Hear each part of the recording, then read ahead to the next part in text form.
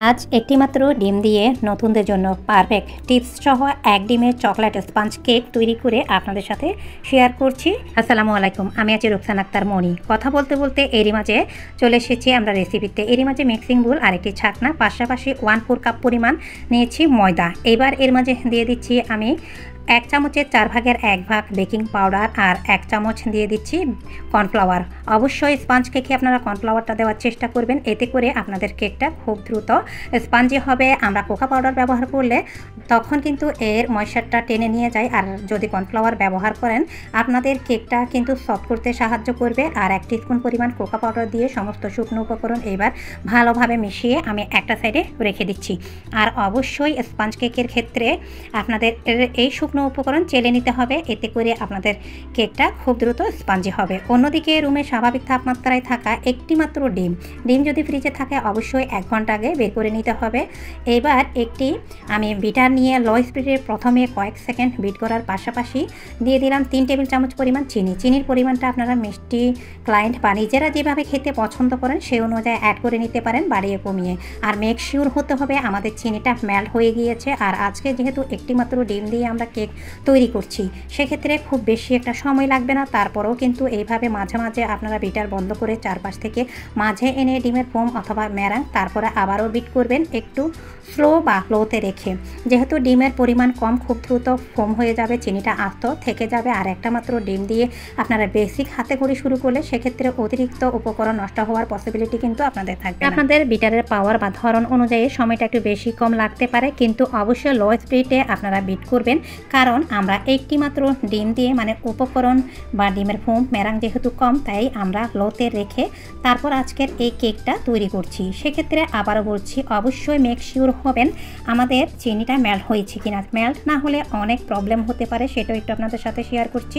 এরই ফাঁকে আমাদের পারফেক্টভাবে ডিমের ফোম বা ম্যারাংটা তৈরি হয়ে গিয়েছে। আজকের এই স্পঞ্জ কেকটা আমরা তেল ছাড়া তৈরি করব, আর অধিকাংশ সময় আমি চুলাতে কিন্তু স্পঞ্জ কেক তৈরি করি, সেই সাথে কিন্তু আমি তেল ছাড়া তৈরি করি। তেলের সাথে কোনো প্রকার সম্পর্ক কিন্তু স্পঞ্জ কেকের নেই। যদি তেল ব্যবহার করেন অতিরিক্ত, সেক্ষেত্রে স্পঞ্জ কেক কিন্তু খাস্তা হয়ে যাবে। 1 চামচের 4 ভাগের 1 ভাগ এখন দিয়ে দিলাম চকলেট ইমালশন, পাশাপাশি আগে থেকে চেলে রাখা সেই শুকনো উপকরণ ডিসপ্লেতে দেখানো অনুসারে খুব স্লোলি মিশিয়ে নিচ্ছি। অতিরিক্ত ঘুরিয়ে বা চেপে দ্রুত যদি শুকনো উপকরণ মেশান, সেক্ষেত্রে কিন্তু এতক্ষণ সময় ধরে যে ফোমটা তৈরি করেছেন সেটা নষ্ট হয়ে যাবার পসিবিলিটি আছে। আর যদি চিনিটা আপনাদের মেল্ট না হয়, সেই টিপসটা আপনাদের সাথে শেয়ার করি কী প্রবলেম হবে। কেকটা উপরে ভেজা থাকবে, এক। দ্বিতীয়টা হচ্ছে কেক ফুলে চুপসে যাবে। তৃতীয় হচ্ছে চিনি যদি আস্ত দানাদার অবস্থায় থেকে যায়, ফোমের সাথে পারফেক্টভাবে না মিশে, সেক্ষেত্রে কেকটা মাঝখানে শক্ত হয়ে যাবে।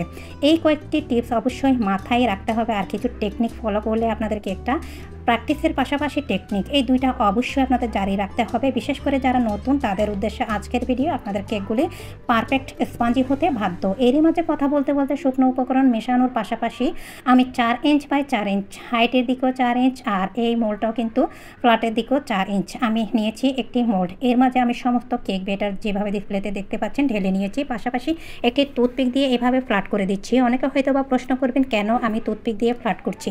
টুথপিক দিয়ে ফ্ল্যাট করলে এইভাবে অতিরিক্ত এয়ার বাবল যেভাবে বের হয়ে আসবে, ঠিক তেমনি কিন্তু কেকটা সমানভাবে চারপাশে ফুলতে সাহায্য করবে। আর অফিস কিনে আমি আমার ইলেকট্রিক ওভেনটা 180 ডিগ্রি তাপমাত্রায় আপ ডাউন প্রিহিটেড ওভেনে এই কেকটা বেক করেছি 15 থেকে 16 মিনিট। ওভেন থেকে নামিয়ে আমি সম্পূর্ণ ঠান্ডা করে তারপর আপনাদের সাথে শেয়ার করছি। হ্যাঁ বন্ধুরা, আমি যত রকম বেকারি আইটেম, বিস্কিট থেকে শুরু করে পাউন্ড কেক, কাপ কেক, তারপর স্পঞ্জ কেক, যে কোনো ময়েস্ট কেক আমি চুলাতে তৈরি করা থেকে শুরু করে অনেক ভিডিও বা রেসিপি আপনাদের সাথে শেয়ার করেছি।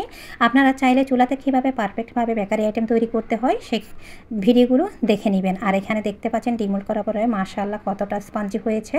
আর আমরা যেহেতু আজকে বা আমি কোনো স্পঞ্জ কেকে রান্নার সয়াবিন তেলটা ব্যবহার করি না, সেই ক্ষেত্রে কেকের ক্রামটা উঠবে, এটাই স্বাভাবিক। আর কেকটা কিন্তু খুব বেশি স্পঞ্জি বা ফ্লাপি হবে না যদি আপনারা রান্নার সয়াবিন তেলটা ব্যবহার করেন, সেটাও কিন্তু বলে দিচ্ছি। এই তো আমি এখন এই কেকটা কেটে আপনাদের সাথে শেয়ার করছি। চাইলে 4 থেকে 5টা লেয়ারও করতে পারেন। এই কেকটা আমি যদি ভারী ডেকোরেশন করে ডেলিভারি দিই, সেক্ষেত্রে কিন্তু এটা কিন্তু 1/2 পাউন্ডের চাইতে বেশি আর 1 পাউন্ডের চাইতে কম হবে। আর মোটামুটি যদি ডেকোরেশন করি, সেক্ষেত্রে কিন্তু হাফ পাউন্ডের চাইতে হালকা কয়েক গ্রাম হয়তো বা বেশি হবে, কিন্তু কম কোনোভাবেই হবে না। আর এই ধরনের আপনারা যদি কেক ডেলিভারি দিতে চান সেক্ষেত্রে এই ডিমের সাইজটা একটু বড় নেওয়ার চেষ্টা করবেন। সব কিছু মিলিয়ে আশা করি টিপস সহ আমার আজকের ভিডিওটা আপনাদের কিছুটা হলেও উপকারে এসেছে। যদি ভিডিও ভালো লাগে তাহলে লাইক, কমেন্ট, শেয়ার, সাবস্ক্রাইব করে পাশে থাকবেন। পাশাপাশি বেশি বেশি শেয়ার করে আপনজনদেরকে দেখার সুযোগ করে দিবেন। আজকের ভিডিও এই পর্যন্ত। আল্লাহ হাফেজ, আসসালামু আলাইকুম।